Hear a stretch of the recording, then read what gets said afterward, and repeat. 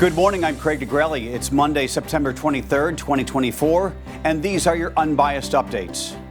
With just 2 days to spare until a government shutdown, congressional leaders agree on a short-term funding bill. We have details on the bill. And the manhunt continues for suspects in a weekend shooting in Birmingham, Alabama that left 4 people killed and dozens injured. We have the latest on the search. From the Straight Arrow News Studio, bringing the stories that matter to you from across the United States and around the world, these are today's Unbiased Updates. With just about a week to spare, Congress has reached a deal to avoid a government shutdown. House Speaker Mike Johnson said on Sunday the House will vote this week on a 3-month stopgap funding bill that will keep the federal government open until December 20th. In a letter to House members, Johnson said the bill is, quote, bare bones and only includes the extensions that are absolutely necessary. Unlike a previous version, this bill does not include legislation concerning proof of citizenship to register to vote.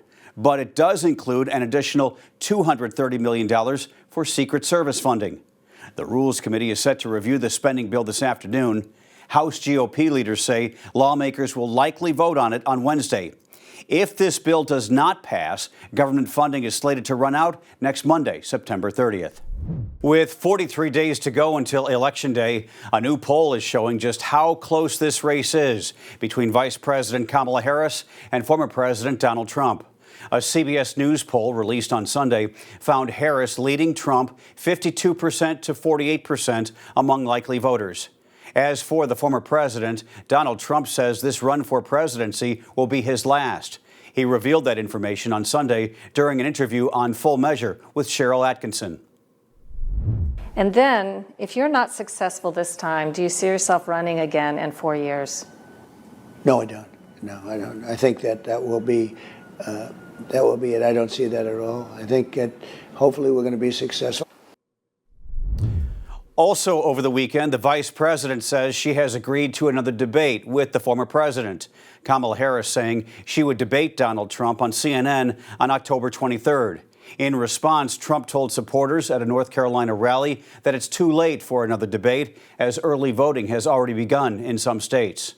Looking ahead, Donald Trump will be campaigning in Indiana today, while Kamala Harris is expected to release more on her economic plan this week.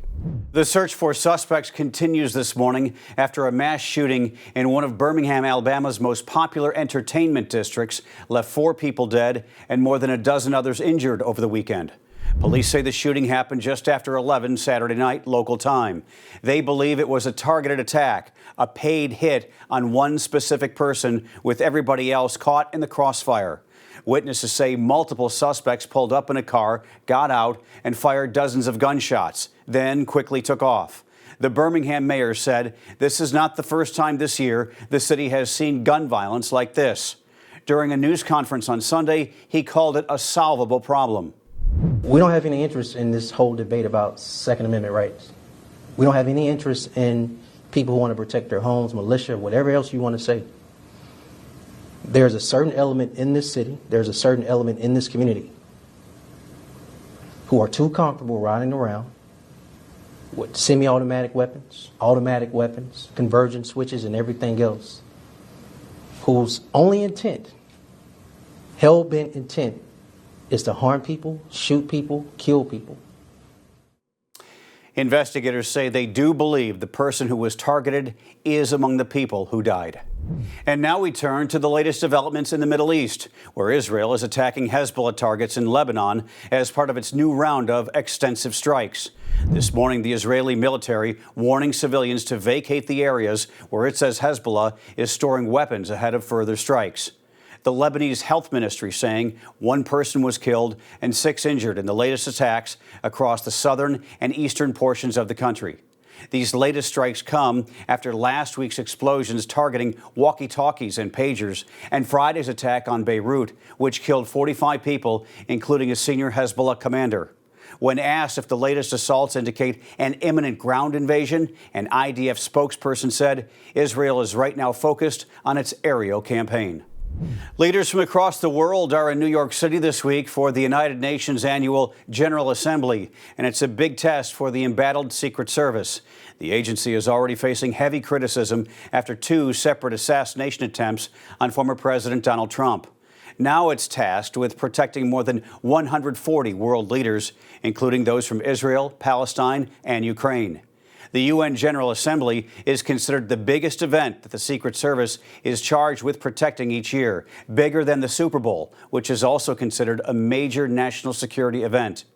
The agency is working with multiple others, from the NYPD to the Coast Guard, to keep everyone safe, and it maintains it is confident they will do just that.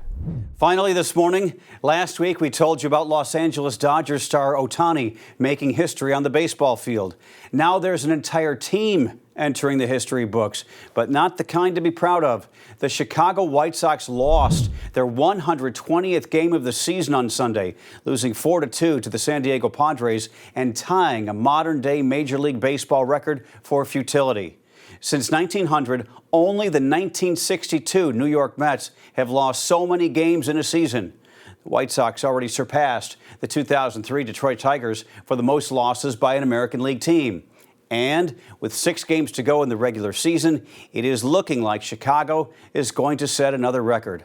The White Sox next game is Tuesday against the Los Angeles Angels in Chicago. These are your unbiased updates for this Monday. We'll see you back here tomorrow. For all of us here at Straight Arrow News, I'm Craig DeGrelli. Have a great day.